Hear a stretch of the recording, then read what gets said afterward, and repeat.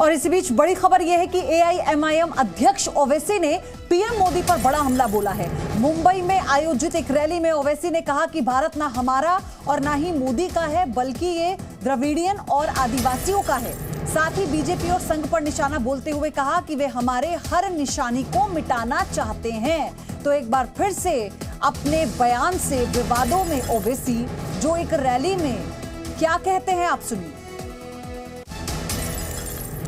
मैं भारत के मुसलमानों को भिवंडी से कहना चाहूंगा, भारत के जो सेकुलर जहन रखने वाले हमारे हिंदू भाई बहन हैं, दलित हैं, ओबीसी समाज के लोगों से कहना चाहूंगा, भारत कैसे बना, ये आज जो भारत है कैसे बना। ये आरएसएस बीजेपी कहती है कि आक्रमण करने वाले मुसलमान आए थे, कहते हैं ना, ये आए थे, आक्रमण करने वाले आए थे भारत में। तो क्या भारत की तारीख सिर्फ मुगलों से शुरू हुई क्या? नहीं, 65,000 साल पहले भारत में जो मौजूदा भारत है, या जो हम जिसको कहते हैं, ये हमारा जो खित्ता है, उसमें 65,000 साल पहले अफ्रीका से लोग आए थे।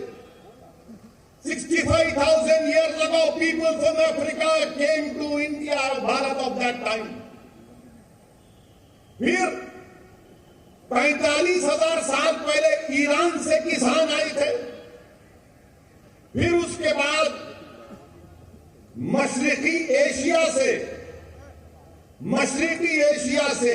ईस्ट एशिया से लोग आए।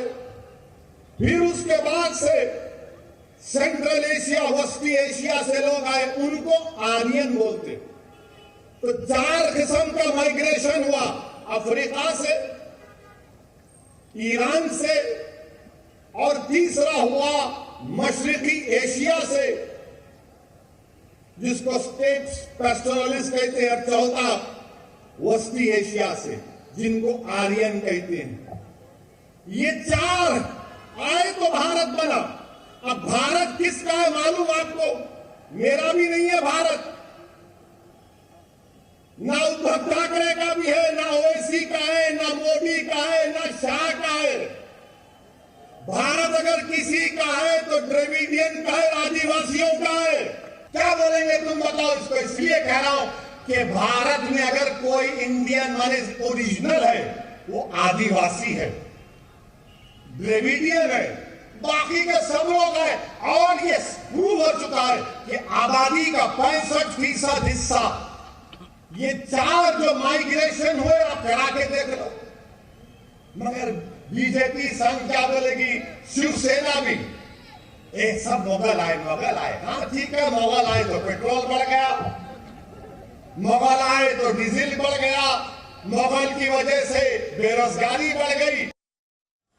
तो सुना आपने, ओवैसी एक बार फिर से तीखा प्रहार करते हुए नजर आए इस रैली में। उन्होंने ये कहा कि कैसे ये जो पूरा देश है, इसमें अशांति पैदा की जा रही है, मुसलमानों को लेकर, मस्जिद को लेकर, टोपी को लेकर भ्रम फैलाया जा रहा है और इसे खतरा बताया जा रहा है। साथ ही ओवैसी ने कहा कि बीजेपी संघ पर निशाना बोलते हुए वो कह गए कि ये हमारी हर निशानी को मिटाना चाहते हैं। तो ये इस वक्त की बड़ी खबर, ताजमहल के तहखाने में क्या दिखेगा? ओवैसी ने जो बड़ी बातें कही हैं वो आपको हम बता रहे हैं। तहखाने में क्या दिखेगा? पीएम मोदी की डिग्री, किस तरह से वो तंज कर रहे हैं प्रधानमंत्री मोदी पे। आपको याद होगा इससे पहले उन्होंने ये कहा था कि महंगाई किसने बढ़ाई, मुगलों ने बढ़ाई। इस तरह का तंज प्रधानमंत्री पे ओवैसी ने किया था। लेकिन अब वो ये कह रहे हैं कि बाबरी की तरह ज्ञानवापी को नहीं देंगे। हालांकि ये बात वो पहले दिन से कह रहे हैं, जब से ज्ञानवापी मामला अदालत पहुंचा है। ताजमहल के तहखाने में क्या मिलेगा? उन्होंने कहा कि तहखाने में पीएम की डिग्री मिलेगी। तो इस तरह से वो अपनी भाषा की मर्यादा को भूल गए, क्योंकि वो ये भूल गए कि वो देश के प्रधानमंत्री के लिए बात कर रहे हैं।